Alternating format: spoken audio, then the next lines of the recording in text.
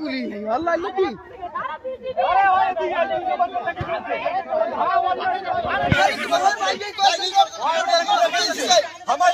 Video না করলে হয়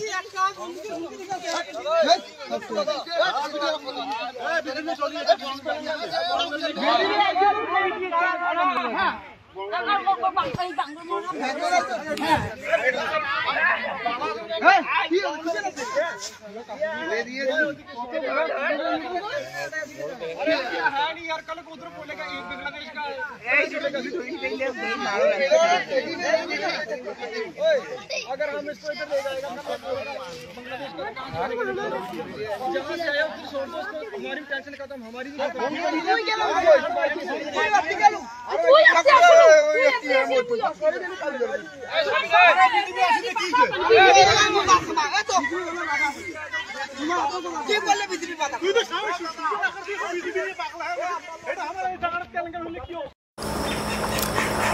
অবৈধ বাংলাদেশি মুসলিম অনুপ্রবেশকারীদের খেদানোর 30 দিনের ডেডলাইন বেঁধে দিয়েছেন মাননীয় কেন্দ্রীয় স্বরাষ্ট্রমন্ত্রী অমিত শাহজি। তারপরেও অনুপ্রবেশের চেষ্টা ভাবা যায়? ভাবখানা এমন যেন ভারত এদের আব্বার দেশ। বিএসএফ বাধা দেবে কেন? বাংলাদেশের পত্রপত্রিকায় বিষয়টি ফলাও করে প্রচার করা হয়েছে। বাংলাদেশের লোকেরা লাঠি নিয়ে আমাদের বিএসএফের উপর চড়াও হয়েছে। এই গণ্ডগোলে বাংলাদেশের বর্ডার গার্ডকে দেখা গেল না ভিডিওতে। এই পরিস্থিতিতে যদি বিএসএফ জওয়ানরা গুলি চালাতো, বাংলাদেশে হইচই পড়ে যেত। বাংলাদেশ কৌশলে তাদের বর্ধিত জনসংখ্যাকে ভারতের দিকে ঠেলে দিচ্ছে।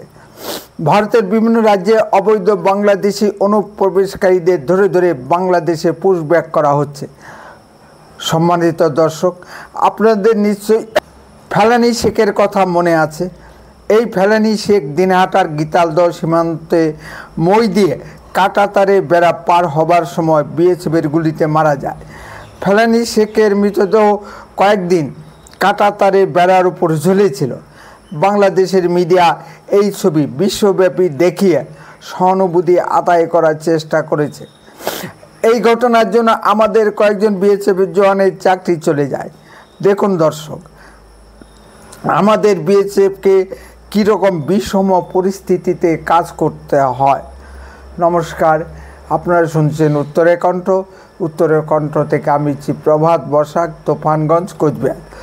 2014 আগে বিএসএফ জওয়ানদের শুধু লাঠি হাতে সীমান্ত এলাকায় পাহারা দিতে হতো, আর চোরা কারবারিরাদের হাতে মার খেতে হতো। মাননীয় প্রধানমন্ত্রী মোদিজি ক্ষমতায় আসার পর পরিস্থিতি বদলেছে। এই বিএসএফ জওয়ানরা কারা?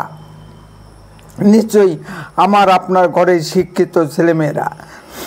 দেখবেন দর্শক, বাংলাদেশের মিডিয়ার লোকেরা খুব মিষ্টি করে বলবে, কি প্রয়োজন ছিল গুলি চালানোর?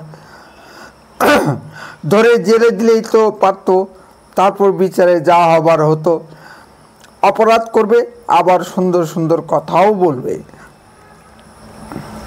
বাংলাদেশের মিডিয়া প্রচার করে না কেন বাংলাদেশের লোক অবৈধভাবে ভারতে ঢোকার প্রাণান্ত চেষ্টা করছে? ডক্টর মোহাম্মদ ইউনূস, পিনাকি ভট্টাচার্য ও ইলিয়াস হোসেনরা এইসব বিষয় দেখতে পায় না। তারা শুধু ভারতের খুঁত খুঁজে বেড়ায়। আর দেখবে এবার কেমন করে? এই হিন্দু ঘাতি ব্যাংক লুটেরা পিনাকি ভট্টাচার্য বাংলাদেশে নানা অপকর্ম করে ভারতের ভিতর দিয়ে ফ্রান্সে পালিয়ে গেছে।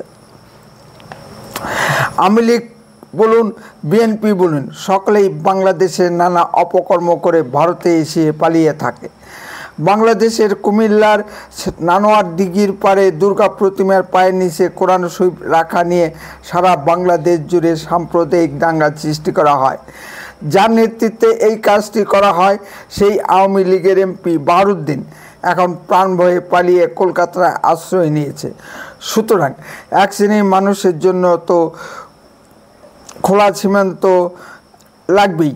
বাংলাদেশের আমদানিকৃত পণ্য সামগ্রী 50% চোরাচালানের মাধ্যমে বাংলাদেশে যায়। সীমান্ত দিয়ে শুধু মাল পারাপার হয় না, লোক পারাপারও হয়। সীমান্ত এলাকার মানুষদের একটি বড় ব্যবসা লোক পারাপার। সুতরাং বাংলাদেশের প্রয়োজন উন্মুক্ত ভারত সীমান্ত। এই জন্যই সীমান্তে বেড়া দিতে বাংলাদেশের এত আপত্তি। আবার আমাদের পশ্চিমবঙ্গের মুখ্যমন্ত্রী মমতা ব্যানার্জিরও আপত্তি আছে সীমান্তে কাঁটাতারে বেড়া দিতে, কারণ তার দলের কর্মীরা গরু পাচার সহ নানা জিনিসপত্রের চোরাচালানে যুক্ত আছে। এদের অসুবিধা হবে। বাংলাদেশের ডক্টর মোহাম্মদ ইউনূসের মানসিকতা ও আমাদের পশ্চিমবঙ্গের মুখ্যমন্ত্রী মমতা ব্যানার্জির মানসিকতা একই। এই জন্যই বিজেপি রাজ্য সভাপতি শ্রী সুকান্ত মজুমদার মাননীয়া মমতা ব্যানার্জিকে ডক্টর মোহাম্মদ ইউনূসের ছোট বোন বলে অভিহিত করেছেন। ভারতের অন্যান্য রাজ্যে অবৈধ বাংলাদেশি মুসলিম অনুপ্রবেশকারীদের শনাক্তকরণ ও পুষবেকের কাজ শুরু হয়ে গেছে। পশ্চিমবঙ্গে তার কোনো লক্ষণ কি দেখতে পাচ্ছেন? মমতা ব্যানার্জি এই কাজ কখনোই করবে না, কারণ এই অবৈধ বাংলাদেশি মুসলিম অনুপ্রবেশকারী তার ফিক্সড ভোট ব্যাংক। এরাই ভোটের দিন ছাপ্পা ভোট সহ হিন্দুদের ভোটদানে বাধা দেয় এবং নানা ধরনের অপকর্মে লিপ্ত হয়। এত সুন্দর একটা বাহিনীকে মাননীয়া মমতা ব্যানার্জি কি ছাড়তে পারেন? 2 থেকে 6 কোটি অবৈধ বাংলাদেশি মুসলিম অনুপ্রবেশকারী ভারতের ভিতর ঘাপটি মেরে বসে আছে। তারা ভারতের খেয়ে ভারতের পরে আবার ভারতেরই বিরুদ্ধে গুপ্তচর বৃত্তি করছে। এদের ভরসায় বাংলাদেশের ডক্টর মোহাম্মদ ইউনূস ভারত আক্রমণের সাহস পাচ্ছে। এই অবৈধ বাংলাদেশি মুসলিম অনুপ্রবেশকারীরা ভারতের অর্থনীতির উপর, নিরাপত্তার উপর ও আভ্যন্তরীণ শান্তি শৃঙ্খলার উপর হুমকি স্বরূপ হয়ে দাঁড়িয়েছে। ভারত পৃথিবীর 4র্থ অর্থনৈতিক শক্তি হয়ে দাঁড়িয়েছে, আর পাকিস্তান বাংলাদেশ ভিখারি দেশে পরিণত হয়েছে। পাকিস্তান বাংলাদেশ এই দুই দেশের আব্বু হয়ে দাঁড়িয়েছে আমেরিকা। আমেরিকা ভারত থেকে মাল কিনে উচ্চ মূল্যে পাকিস্তান বাংলাদেশে বিক্রি করে।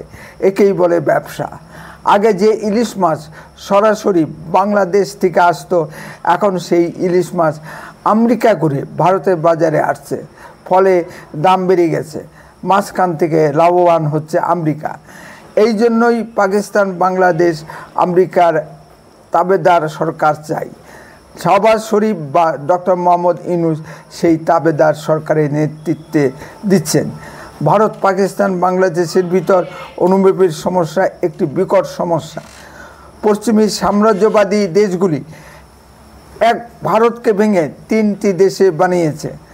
এই 3টি দেশের ভিতর বিস্তর সমস্যার সৃষ্টি হয়েছে, আর আমেরিকা শান্তি স্থাপনের নামে দাদাগিরির ভূমিকা অবতীর্ণ হয়েছে।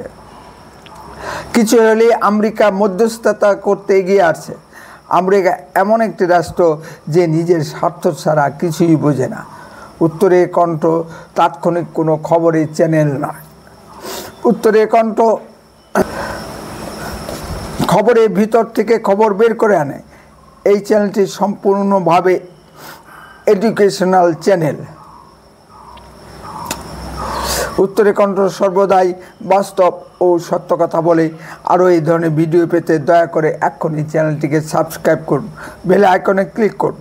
আপনার মূল্যবান মতামত কমেন্টে লিখুন।